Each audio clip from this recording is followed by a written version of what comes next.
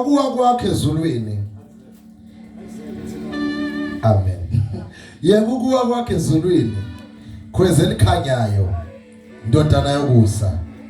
Nokunqunyelwa kwakho phansi wena uthobisa izizwe. Wena wathi enhlizweni yakho ngiyakukhuphukela ezulwini. Ngiphakamisa isihlalo sami sobukhosi phezulu kwezinkanyezi zikaNkulunkulu. Ngihlala entabeni yomhlangano ngasekugcineni kwasenyakatho. Ngiyakukhuphuka. Cela uvule verse 16. Verse 16. Abakubonayo bayakugqolozela.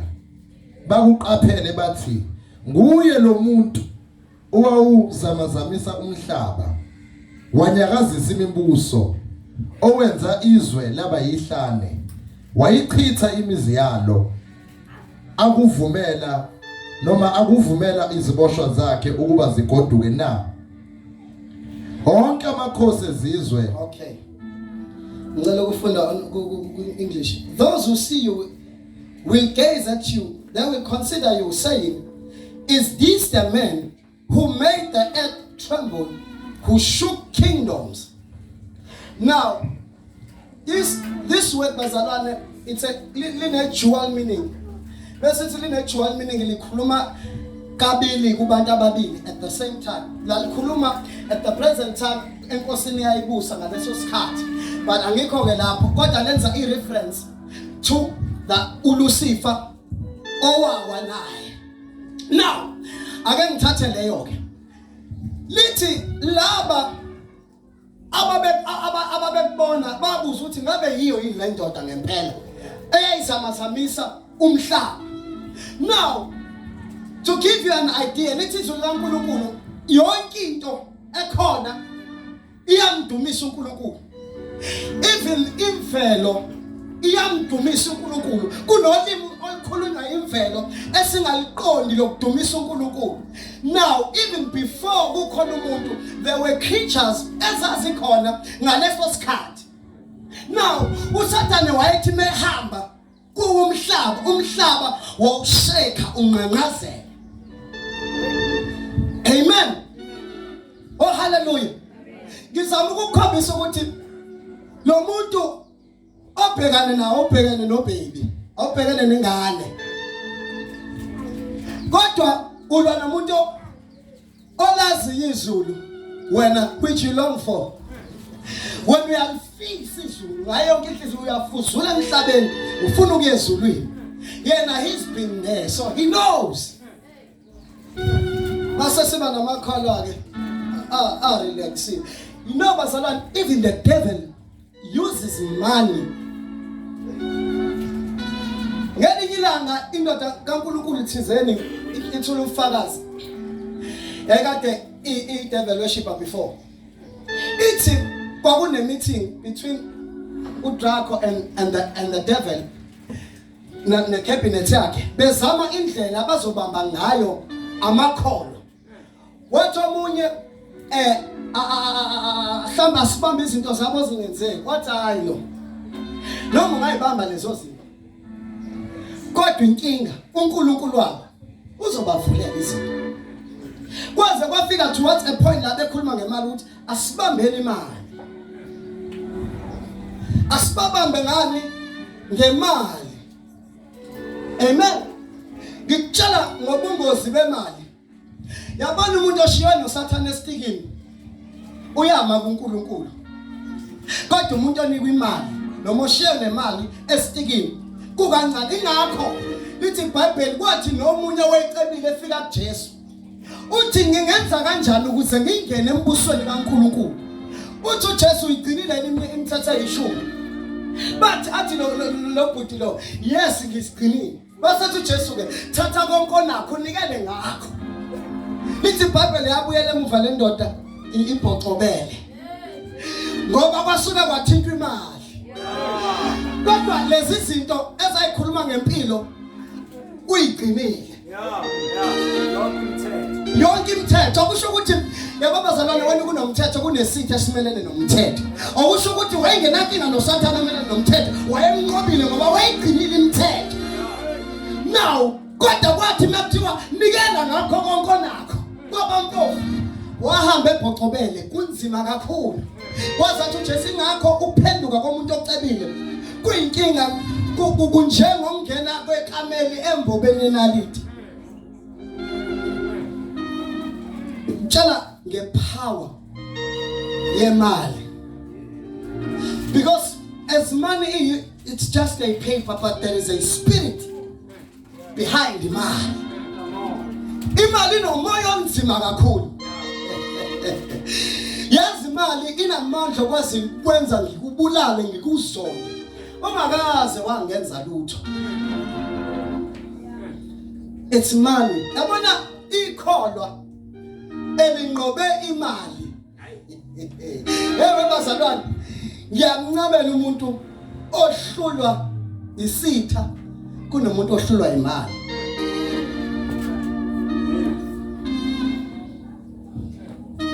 yayizwa lonke imali bafowethu ayifastelwa nje angeke ngikusize bazalwane uma unenkinga mhlambe ukuthakathaka enyameni you can fast and pray uNkulunkulu akuphilise imali ayifastelwa imali uyanikela ukuze ube nemali ngisiza abantu principle you give and it shall be given back to you no questions asked you don't just pray you can pray to accommodate isibusiso sikaNkulunkulu upon your life but not ubusiseka nje kunezinto bazalwane ezilandwa ukutshala yabona nje imali ilandwa imali finish and clear whether you like it or not imali ilandwa imali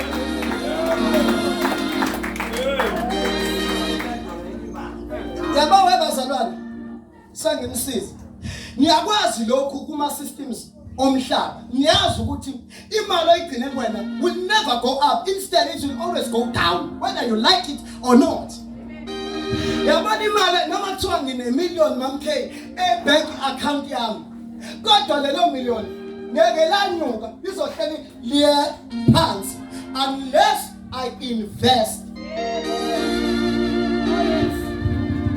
niyazi bazalwane oh hallelujah ingakho abantu aba business minded bayazi ukuthi imali ehleli ayikusebenzeli kodwa imali ekusebenzelayo imali ehamba iya kuma investments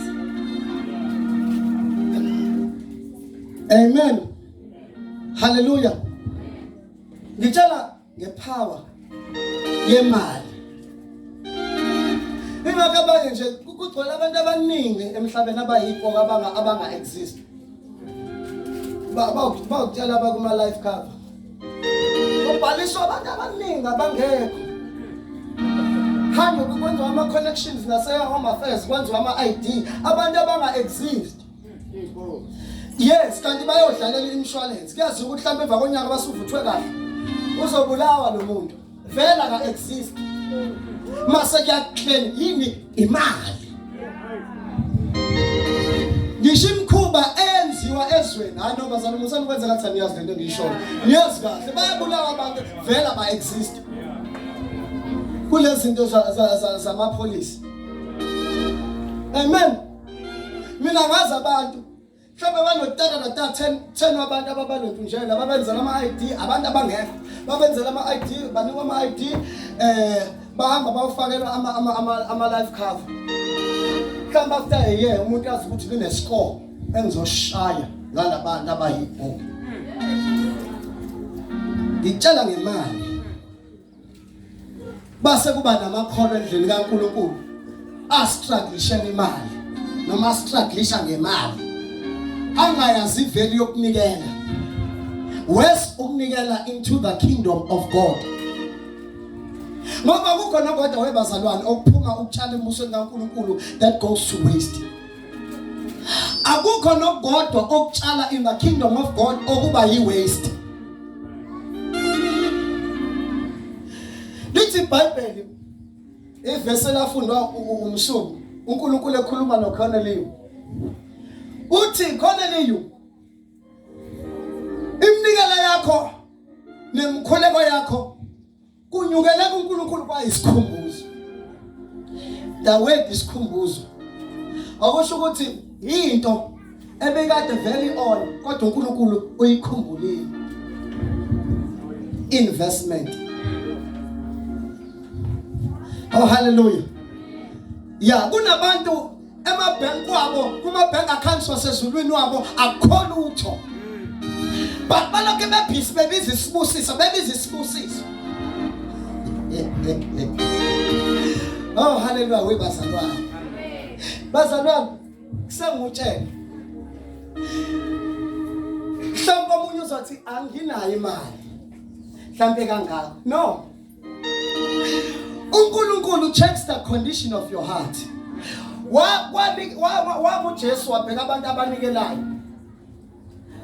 Banikela abantu abayibakhipha mhlawumbe o500, abayibakhipha o300, bakhipha obani. Kodwa kunesifazana wakhipha amafatinga ayi2. It was the last. Imali yokugcina engenavele etheni. Kodwa kwakuyimali yokugcina. Ayenayo. Wakhipha yona. Wasema uJesu esethi, "Wo! Kuba bonke abantu abanikelile la. Nangu onikele kakhulu lo wesifazana." Because out of everything uthathe lokho anakho. Jesus check ilonto njani condition enhliziyo. Wabayeka abakhipha o300 kusaselo 5000.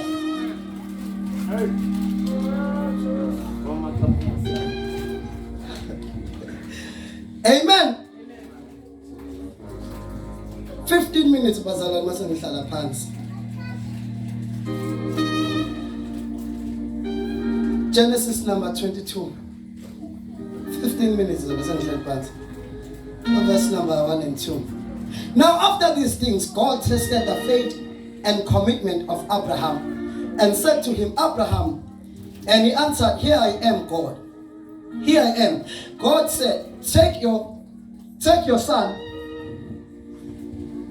whom you love, Isaac, and go to the region of Moriah and offer him there as a burnt offering on one of the mountains of which I shall tell you. uNkulunkulu ukhuluma noAbraham la. Uthi Abraham, nikhona bazalwane? Amen. Sanibonani. Uthi Abraham, hamba onikela ngendodana yakho lo oyithandayo uIsaka. Now, can you imagine ukuthi uAbraham besalinde a very long time elinde lo Isaac oyisibusiso? If I'm not mistaken, 125 years before kufika uAdam ulo Isaka. Isithembiso wasithole na 75 years. Kodwa umntwana wamthole sena 100 years. So, already kunesikhathi esiningi asilindile esimindele lo mntwana. No, uNkulunkulu kusethi Abraham, thatha lo mntwana uyomenza umnikelo wokushisa. Kulo 10 minutes osele ngifuna ukukhuluma ke ngomnikelo in a form of a sacrifice. Hallelujah. Now, ngikhulumile ngithi ngithintile ukuthi sizakhuluma nge-free will. Lonikela nje ngokuthanda kwakho. Ufuna u5 ungabanika u5, ufuna 10,000 ungabakhipha 10,000. It's free will. Sathinta neshuma ama-tithes. Such as much as under types of offerings, but tithes, it's not just the offering. I regard as an offering. We regard as a command. Ngoba uyinika ivelu wakutshela abonje emalini bazalwane bethu uhola 10,000 wena uno 9,000. 8,000 akulona lakho. So mawenza ibudget yakho ungayenzeli ku 10,000 owamukela emsebenzini. Kodwa uwenze ku 9,000 okowakho. Ngoba u1,000 okaNkulunkulu. Mawethu uhola 20,000. Angisho mina after deduction. Ngisho mina kwi-gross, hayi kwi-net. Babazalwane banokhipha ama-tithes kwi-net kule mali evele igcineni lengene ebhenki. No, skip lapho. Sikhipha kule kwi-payslip ekuqaleni before ama-deductions. Now, uma uyikhipha ku-20,000 oyi-gross, wena u2,000 akuwona wakho. Wena uthola u18,000. Wena ibudget yakho uyenza within ama-parameters ka18,000. Ukuze ungabi nenkinga yama-tithes. Ebabazalwane uma usana lento yokunegotiate nawe uzokhipha ama-tithes, you're not there yet. Kumele i-tithe ungayikhiphi after negotiation. Kodwa i-tithe kumele uyazi ukuthi i-must. Akube njengokuphefumula kuwena. Akekho umuntu ocabanga ukuthi ake ngidonsa umoya ke manje. Ake ngiyokhiphe manje no. Kuyasenzekela automatically. Ne-tithe kumele ibe imprinted, ibe implanted kumzalwane kanjalo. Now, uAbraham ngethiwa kayonikela ngalomntwana. uNkulunkulu ukhuluma ngesacrifice. Now usakhuluma ngomnikelo ke manje in a form of a sacrifice.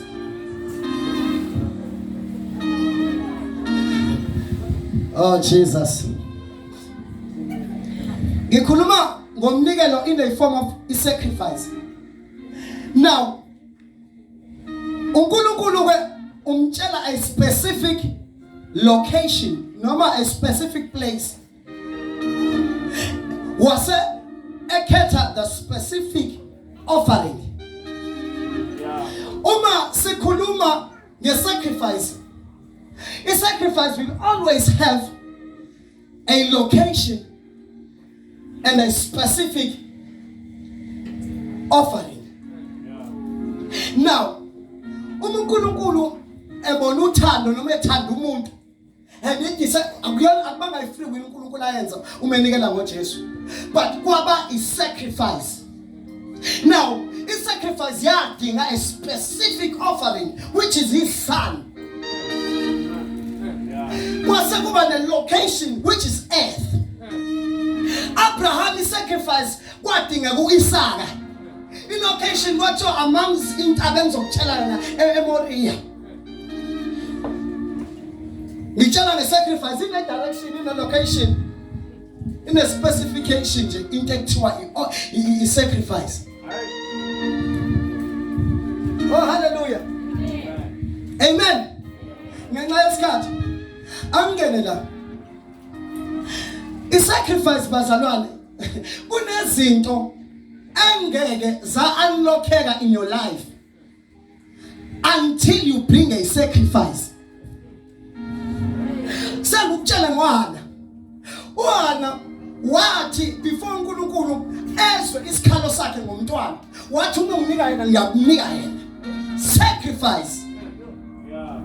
Lithi iBhayibheli wathi uma kwenza lokho waba nabanye abantwana abahlanu after uSamuel abazohlala ekhaya ngoba uSamuel wehlala eTempelini kwakungowaNkulunkulu. Ngitshela ngesacrifice yena wafuna umntwana kodwa utheme keep sacrifice uNkulunkulu wasemnika nabantwana abahlanu. Ngicela ngesacrifice kunezinto okuyidingeka uNkulunkulu uyikhalele kuNkulunkulu kodwa ezinye zibiza ukuthi ukhiphe sacrifice ukuze zenzeke in your life. Ukuze uNkulunkulu azuze umuntu kwambize uNkulunkulu ukuthi akhiphe sacrifice uKristu Jesu. Then kwenzeka ukuphenduka kwabantu noma ukusizakala redemption kubantu. Ngoba abantu babemisela ukufa. Kodwa the only thing ayingabakhipha abantu ekufeni it was a sacrifice. Kanjalo in your life kunezinto ezidinga i-sacrifice. Nikhona bazalwane. I remember kunelanga la ngase khale kakhulu ukuthi Nkosi ngikhathele zikweletu. Yazi bazalwane, I'm talking about myself. Ngathi ngikhathele yini zikweletu I'm tired. Ngithe ngisami ngithetha ngala ukuthi Nkosi ngisize Nkosi ngiyathandaza. Ngisize Nkosi. You know what? uNkulunkulu amana drop in my heart to give a sacrifice. Wanginika a specific amount in my heart.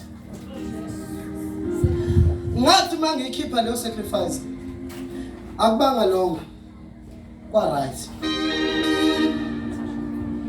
Amen. Ngintshela ngesacrifice. Amandla esacrifice. Kunezinto engadingi ukuthi ukhale kakhulu. Kodwa keep sacrifice and you will see God empilweni yakho. Now amanzi ezinye izinto ezenziwa umnikelo empilweni yakho, umnikelo sustains. Oh hallelujah. Umnikelo uyalonda.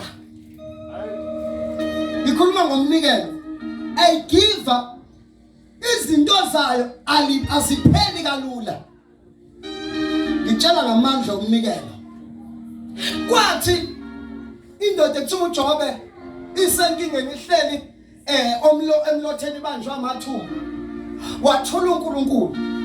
Kodwa kuthe kufika to a point la uJobe khona esenokunqikaza. Esenokudoubt. uNkulunkulu wa show up. Ithi kwabonakala ngesivunguvungu. Wasekhuluma uNkulunkulu waqala umrebuke. Wathi Job, ubani owenzile ukuthi? Angenzanga yini ukuthi? Angenzanga yini ukuthi? Ngikutshela ngokuthi uJobe was a man owayenikela. Kwathi noma eseyincikaza senokudoubt kunokuthawe uNkulunkulu waqhamuka. And he sustains uJobe. Yabona umnikelo ukuvikela ukuzokuvikela nasekweni. Ungabi kholiwa njalo uyabumela ukuwa wena.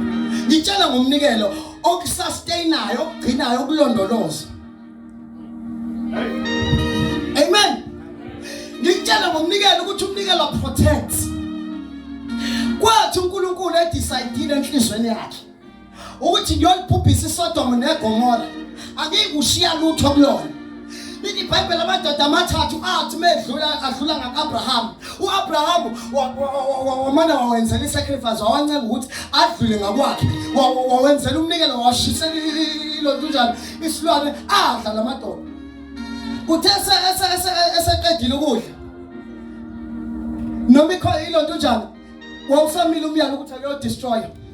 Kodwa uAbraham wakwazi ukulwela uLot nomndeni wakhe. Umnikelo kaAbraham wa protect uLot. Noma ayamanga abantu ababezofa eSodom neGomora. Kodwa umnikelo kaAbraham wahamba wayovikela uLot, wayomkhipha amanga abantu ababesekutshela ukuthi abafe. Umnikelo protect bazalwane. Ngihlala ngomnikelo. Sime ngenyawo.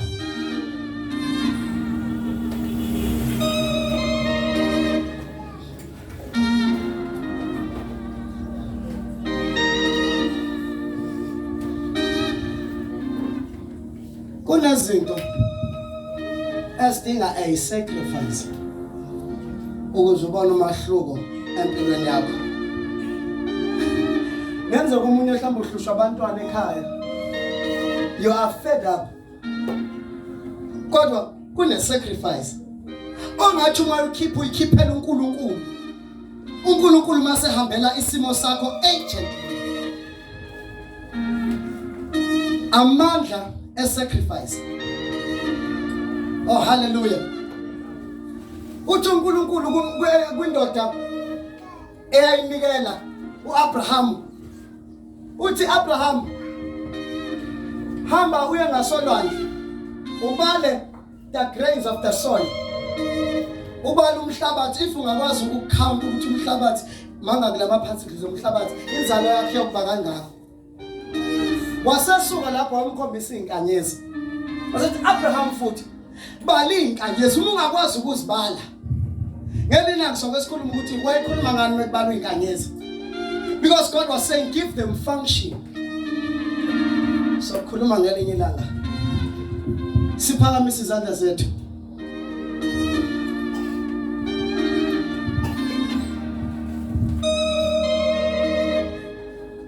Umnikelo into noma it's amongst ama pillars agcina umzalwane. Amongst the pillars we have, we can name them up to 7. Umnikelo is among the pillars adingekayo empilweni yomzalwane. Muzazi ukuthi nje empilweni I don't want to live impilo yokusokola, yokusafarisha, yokubahlwempu. Leyo into ibiza ukuthi ube umuntu onikelayo, ojwayelene nomnikelo. And umqondo uNkulunkulu empilweni yakho umazi ukuthi ukwenzeleni even nendlela onikela ngayo will change. Ngoba uyaqonda ukuthi ngila ngikhona uNkulunkulu. If it wasn't for God, ngabe bawungekho la ukhona sivala amehlo ethu umfundisi aseza ngaphambili namhlanje besifocus kwi sacrifice